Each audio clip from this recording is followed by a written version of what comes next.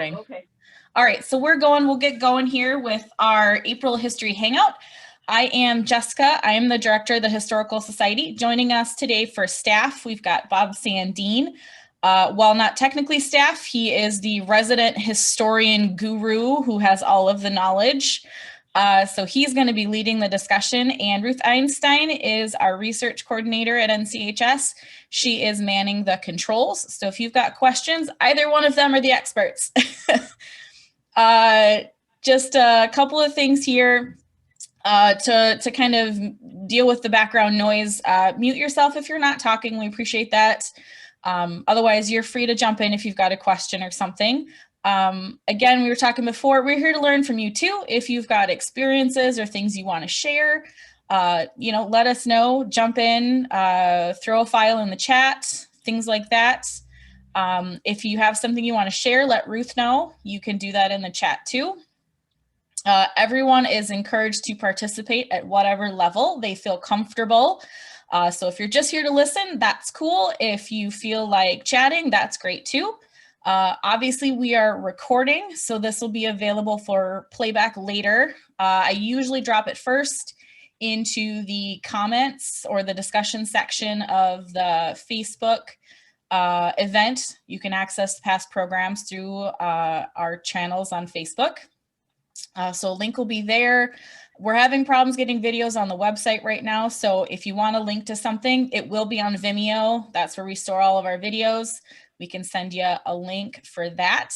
Otherwise, we'll just get started. I'll turn it over to Bob and Ruth. Okay, we've got quite a bit of material that we could present, and because we have a nice supply of images from some of the floods that have taken place in Nicollet County over the years, we've chosen to focus mainly on the floods of 1881, 1897, 1908, 1951, and 1965. Obviously, there were many more floods, and to cover all of the floods would be impossible for us to do in an hour. That'd be a big, big project. We do know that there were floods in the very earliest years of settlement in the history of Nicollet County, but the Historical Society does not have an extensive file about those floods. It would entail going into the surviving newspapers, the ones that have been microfilmed, and sitting down and just start reading and hoping that eventually you'll come across some material about some of the floods. We know there were some bad ones prior to 1881, but we're going to start with 1881 simply because in 1881, these are the first images that we have available at the Historical Society. I don't recall ever seeing any images from any source for years prior to 1881 that showed any of the floods along the Minnesota River. Now, the 1881 flood was for many years the reference flood for all subsequent ones and for ones prior to 1881. In other words, it was the gold standard of floods. The high water level that was set in 1881 stood for many, many years, a matter of years. And Ruth is going to be showing slides periodically, or images that are part of the museum's collection. This one that's on the screen at the moment is a particularly good stereo view that was taken at the time. We're looking from the east toward St. Peter in the distance. And we can tell that because if you look about in the center of the photo, just a tad to the left of the center of the photo, you'll see something that's sticking up just to the left of a tree. What's sticking up is the first of the bridges that were constructed for vehicular traffic across the Minnesota River at what is now Broadway. So if you're looking into foreground, you can see a man standing on a roadway. That would be part of today's Highway part of today's Highway 99. And you could follow that directly to the bridge, go across the river, and come into St. Peter. Some of the buildings that are visible in the far distance are buildings in St. Peter on the west side of the river. So, Ruth, you want to go to the, yep. Now this one, this is taken from the bridge, and it's looking the other direction from the previous slide. So this one, the photographer apparently was on the bridge and looking from the west to the east. And to the east would have been the railroad tracks that arrived in St. Peter in 1868, coming along the Minnesota River Valley. There was a depot at that time, quite close to where the present Highway 99 is located.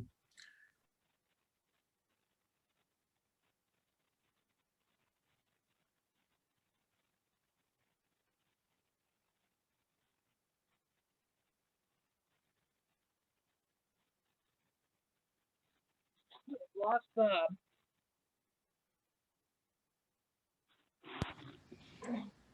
Well, if you want to know more about the depot, Ruth can tell you about that depot. Yeah. Hold on. Let me try to get Bob back. I did drop a file in the chat, or just a link in the chat for any of you who are curious. So a lot of these photos that you're going to see are available for free in high res quality too, through our page, Minnesota Reflections.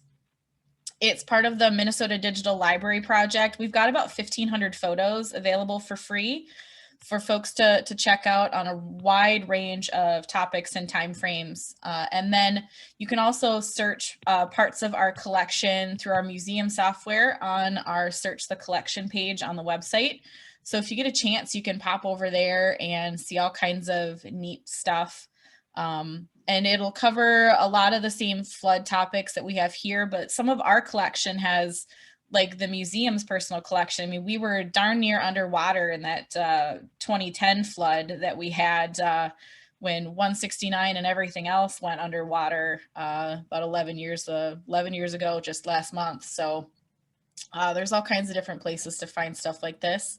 And on the other topics that we've had too, the tornado topic was last month, and we have an extensive collection. There's several thousand photos from the 1998 tornado. And dining out in early Nicollet County history were in January and February. So if you want to check any of those out, go ahead. It's a great place to start with your research, or just learn some neat history. The captions tell a lot of really great stories as well. Do we have Bob back yet, Ruth?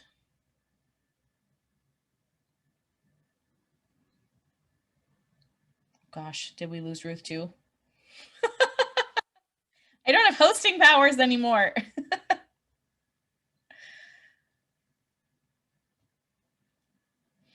Were any of you in town when any of the big floods struck St. Peter or North Mankato? The 65 flood. Okay. Were you here Yes. or were you in North Mankato or elsewhere even? St. Peter. Okay. So St. you Peter. remember it coming Mhm. down off of Sunrise down into town. Yes. Yes. Yeah, we have some My photos of husband that coming remembers up. that very vividly too. Hmm. Yes. I can't Yeah. reach Bob by phone. What was that? I cannot reach Bob by phone, and I've tried to text him as well. It could be that he's just lost some Wi-Fi. I'm not sure. I say let's just keep going, and we can double back if he comes back on. Sounds good. All right. At least there are some captions. Yeah, and again, we can talk about whatever we want to talk about as far as flood stuff goes. This was just sort of a template to get going with.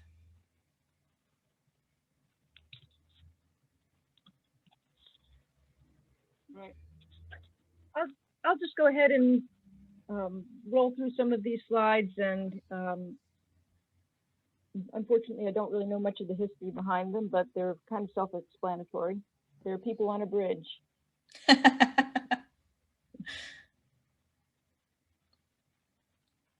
lot of people on a bridge.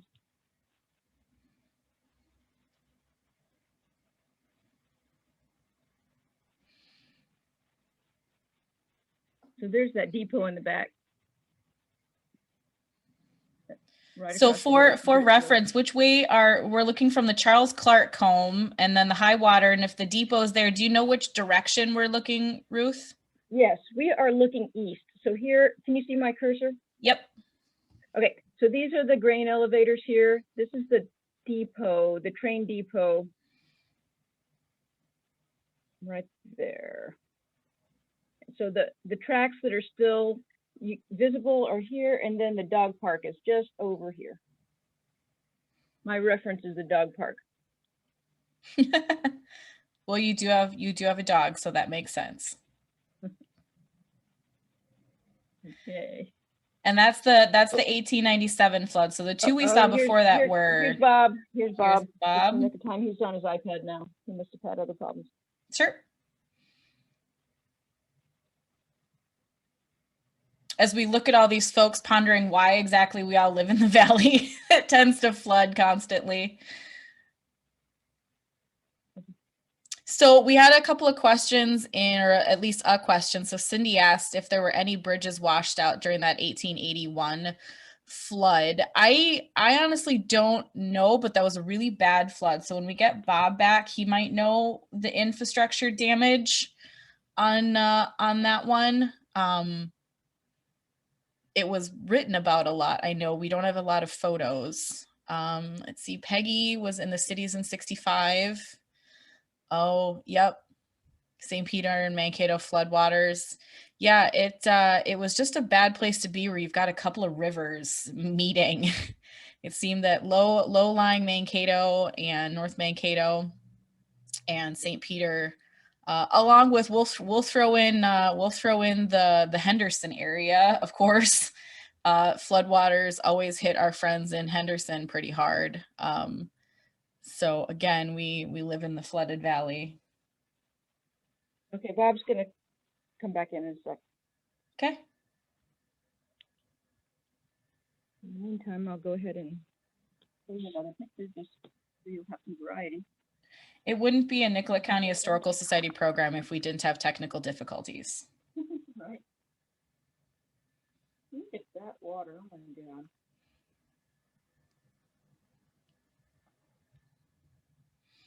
So this, you can see the depot more clearly here. What was that, Ruth? This is the extension of Broadway.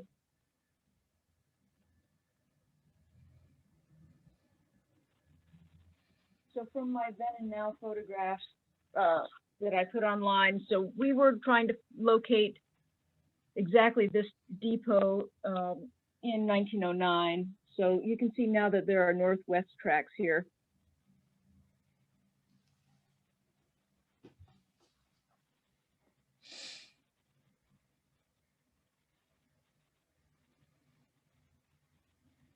This is looking towards St. Peter.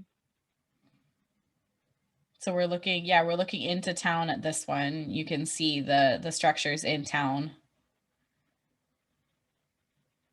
There's Bob.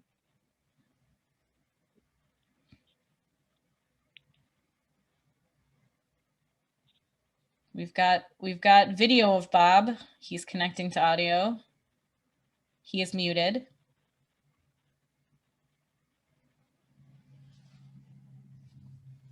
Okay, There you are. yeah. Yay! Welcome back. I don't know what happened because I touched absolutely nothing during my presentation.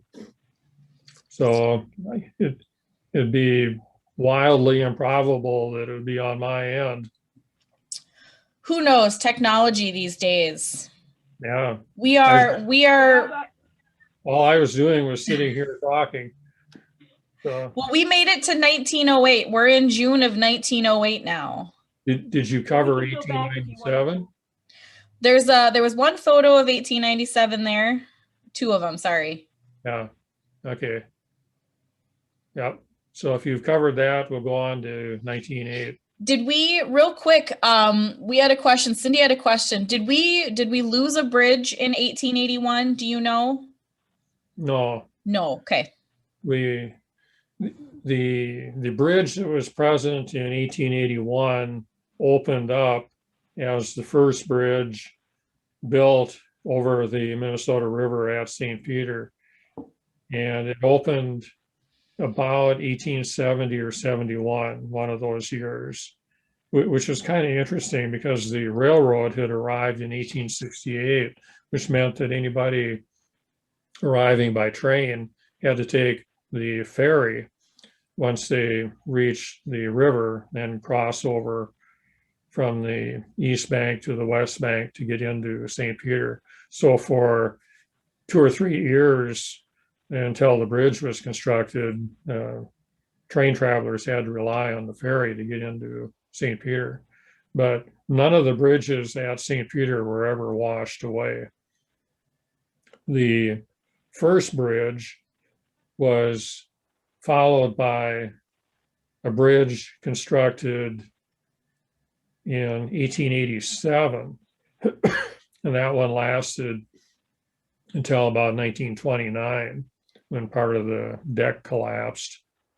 And then they built the current bridge that you see today. So the current bridge is the third bridge. These people here in 1897, you can see that there's a structural difference between the bridge that we saw in the images from 1881 and this image that Ruth had been showing from 1897. So you can tell that there's a complete difference in structure of the two bridges. And the the first two bridges were swing bridges to allow the passage of big steamboats on the Minnesota River. For the most part, the riverboat traffic ended with the arrival of the railroads, but even as late as 1897, there was a special excursion by a riverboat called the Henrietta, and they had to open the Broadway Bridge at St. Peter, as well as the railroad bridge out by the state hospital for the Henrietta to pass. Now, this is a great view from 1897, and you're looking to the east toward the grain elevators by the railroad track, and the roadway would be what is currently Highway 99 heading toward Cleveland. So, Ruth, you want to go to the next one? This is one of my favorites because it's a great view of the flood taken in 1908. And you can see a building about in the center of the photo. That was the railroad depot that was in existence at that time. there were several structures. We know of 3 or 4 structures that were used as railroad depots in the years that passenger service was available in St. Peter. Okay, you want to go to another one? This is also another great view of the flood of 1908. And this was taken from what is today Highway 99. You're looking from the east to the west. And on my screen, unfortunately, the Minnesota River Bridge is covered up by pictures of people. But if you look at the original photograph, you'll see the second Minnesota River Bridge. And you can see on this particular view in the far distance, some of the buildings along Front Street in St. Peter in the distance. So, yeah, we've moved up to 1951. And I wanted to say a little bit more about the flood of 1908. The flood in 1908 was an extremely powerful one in the area around Mankato and North Mankato. The water was flowing with enough force that it changed the course of the Minnesota River, which had been flowing in the area around where Hinneker Pond is today. The river had been flowing just along the east side of Lake Street.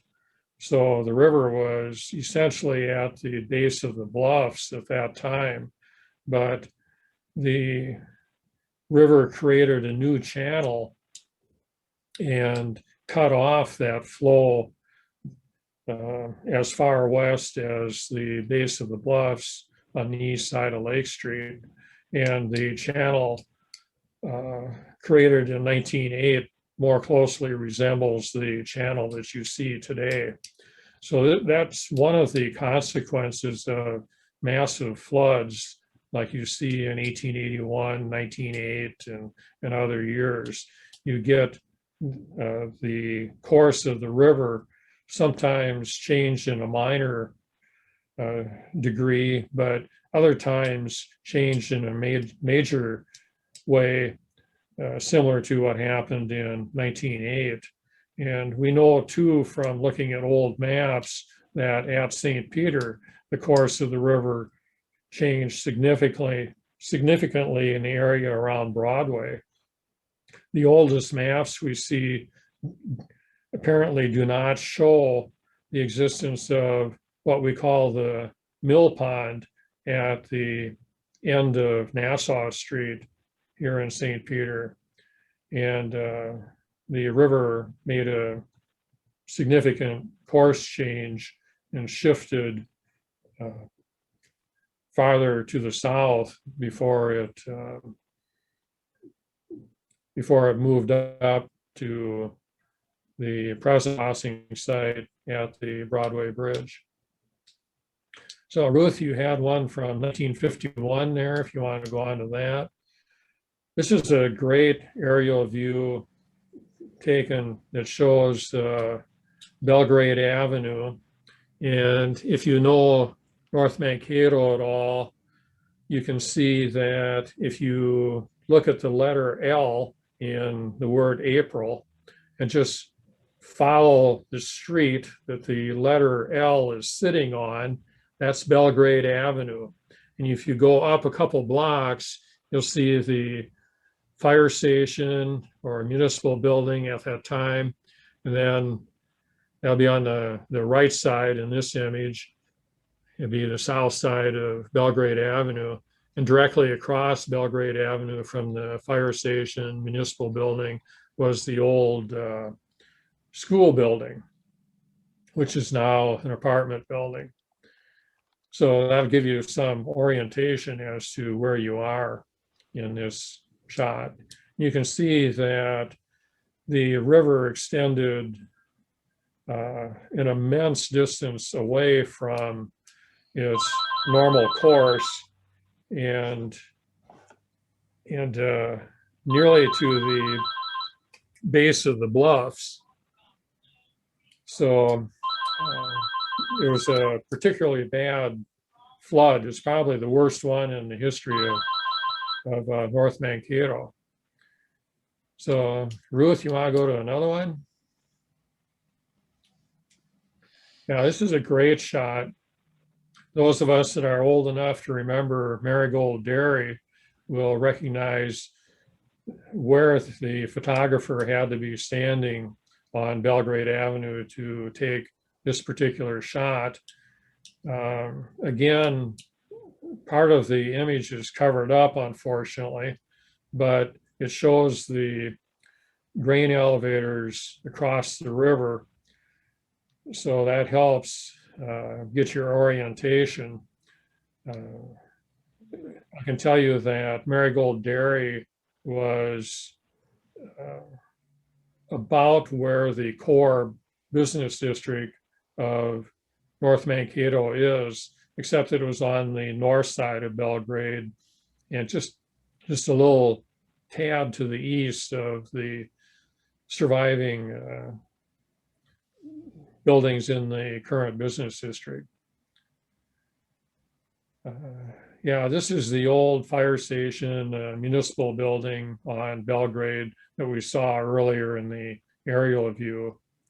You can notice too, the gas was 22.9 per gallon. That's 22 cents and 9/10 of a cent back in 1951. Ruth, you can go to another one.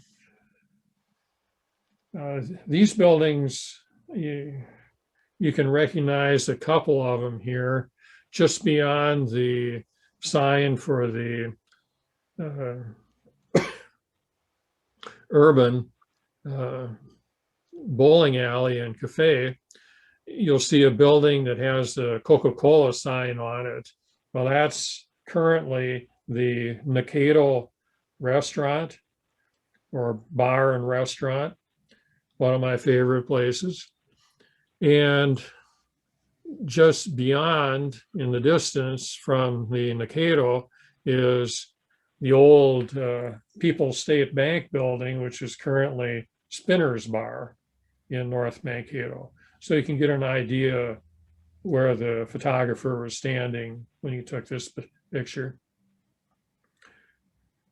Okay, I'm old enough to remember dining at the Century Club, which means that you have to be old enough to remember the Main Street Bridge that preceded the current Veterans Bridge in Mankato. The current bridge is a bit farther to the south than the Main Street Bridge.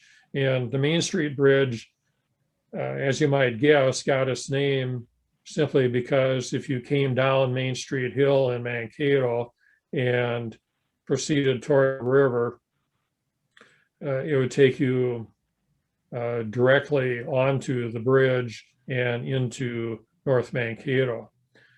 And once you got into North Mankato, on the north side, you saw the Century Club.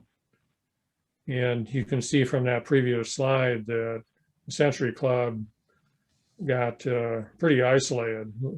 They could advertise a river view while you were dining. And in 1951, and as you'll see later in 1965, they had to sandbag extensively to save the Century Club. Ruth, you want to continue here? Yeah. Apparently, we've moved up to 1965 already. A friend of mine who is a local druggist in St. Peter, pharmacist in St. Peter, who operated Swedberg Drugs for many years, was an avid photographer and a very skilled photographer. In 1965, he had the presence of mind to rent an airplane and take a series of photographs. And that previous picture showed the airplane that he had rented. And this is one of Bob Swedberg's aerial photos. You can clearly see the Broadway Bridge in this image, and you can see across the Minnesota River to the base of the bluffs along the river valley. You can see that in some of the area, the water extended all the way to the base of the bluff. The railroad depot is visible. Yeah, Ruth has pinpointed the railroad depot there. That's the brick building that I remember. When I was a kid, we used to take the train from St. Peter over to Mankato, do our shopping, then come back by train to the same depot here in St. Peter. It cost you 25 cents. It shows the extent of the water in St. Peter. There's an area, if you go to the, go back, you go to the right of the Broadway Bridge, you can see an area fairly well surrounded by trees. That's the mill pond that is at the end of Nassau Street. And I was down there in 1965 at the end of Nassau Street, the dike to protect the powerhouse, the office of the Light and Water Department. And the water came up faster than we could build, so we had to abandon that. And the water went right up and over the dike. So they built a dike on higher ground next to the substation at the north end of Nassau Street, and were able to save the electrical substation, which meant that power, electrical power could be preserved in St. Peter. We weren't shorted out by the water. Okay, Ruth, you can go to next one. This is a great shot here. You can see the PV grain elevator, and just beyond it, in this photo, just a little bit to the right of the grain silos, you can see the brick railroad station. You can get some indication of where the railroad track was in 1965.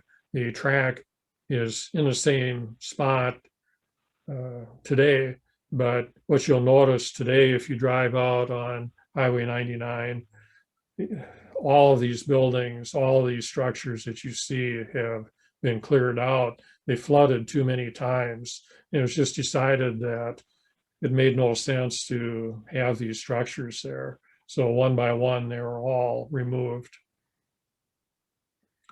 Okay, we can go on another one. This looks to me like a picture. Yep, this is the substation that you can still see on the north end of Nassau Street in St. Peter before you go down Nassau toward the mill pond.